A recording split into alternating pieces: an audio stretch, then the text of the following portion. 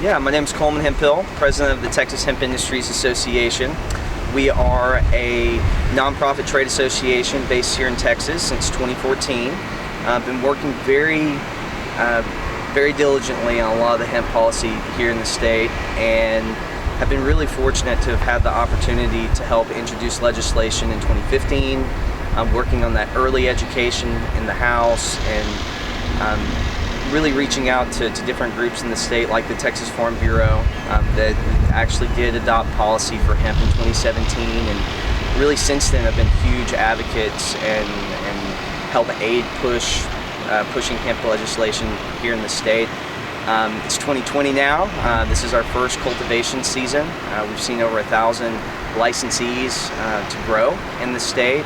And people are getting those first steps and putting infrastructure in place to really see all of the things that hemp can do. All right, Coleman, tell me about the legislation issues going into 2021, please.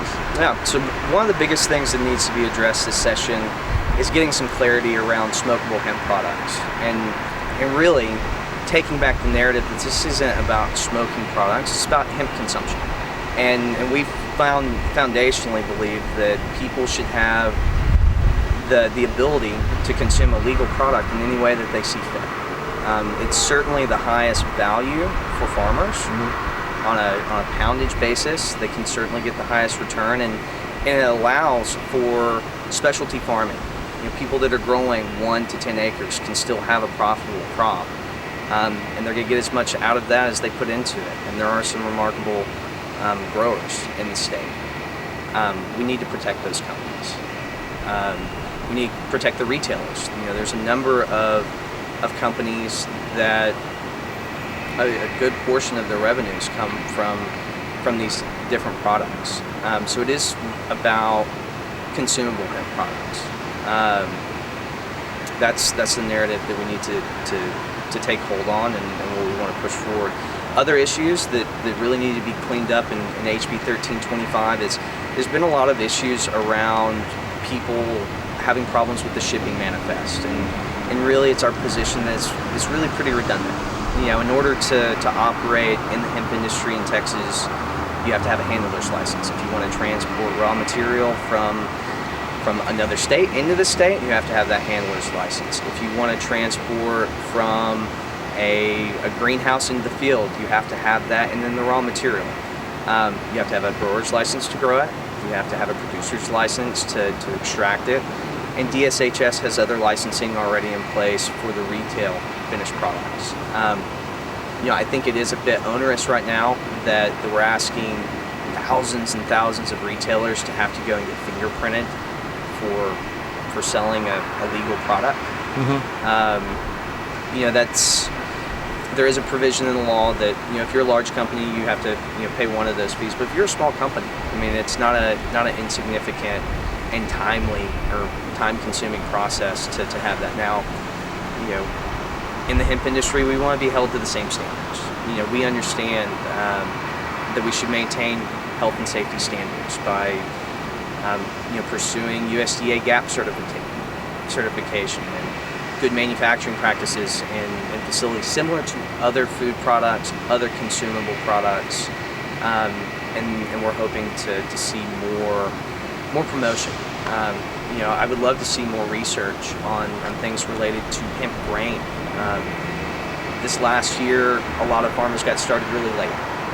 For different regions of the state, you could really reasonably begin starting from seed in January and February for really an ideal planting date, early March. And again, this is depending on where you are in the state, and if you're a farmer, when the best time to plant is. And I think a lot of people would agree.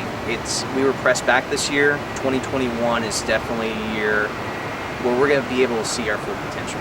We're going to be able to now, having that initial infrastructure in place, be able to really build on that and hone in on what the best practices are, how to maximize your production model. So back to grain, though. A lot of the people that produce for grain, they had a lot of struggle.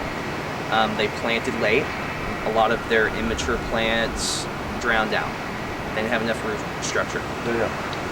They replanted, the soil temperature was too hot, it wouldn't germinate. So we've got to get to a place where we're part of the Texas cycle, and we've got that chance now. We need resilient plants to be able to handle the droughts, and then these big plants that can handle the really hot summers. So it's exciting to be moving to that place. Other issues from a legislative standpoint. We were able in 2019 to get a provision related to remediation and how to take different hot crops, be able to process those crops to make them available for market. I think there's still some clarity that needs to come in there. I'd like to see Texas take a lead, very similarly to what we've seen in New York. New York is putting in different concentration limits around different products, and really stepping into the gap that the FDA hasn't filled. You know, right now that's been one of the biggest struggles for the hemp industry, that the FDA has put out a couple reports, really kind of opinions, but outside of people making blatant claims around different hemp products, we haven't seen a lot of enforcement around that. I mean, we really need that direction, and we need to know what are safe limits in this, what can absolutely be shown as generally recognized as safe. How can Texas, or what does Texas need to do to handle our legislation going forward? Yeah, so we made a really bold and strong step in 2019 with HB 1325 by putting a provision that explicitly states that hemp products like CBD, like these other cannabinoids, are not an adulterant for human or animal consumption. That being said, we've still been constrained to a large degree by the FDA. We're still really waiting on them to make a ruling to provide direction. Recently, in just the last several months, New York and in states like Colorado, a number of different states have begun proposing different rules for their state departments of health to set safety limits. Well-recognized safety limits for single-use items, for contained items, and we really look forward to seeing similar legislation in Texas to take a lead as the state of Texas, where the FDA has really neglected a lot of their direction.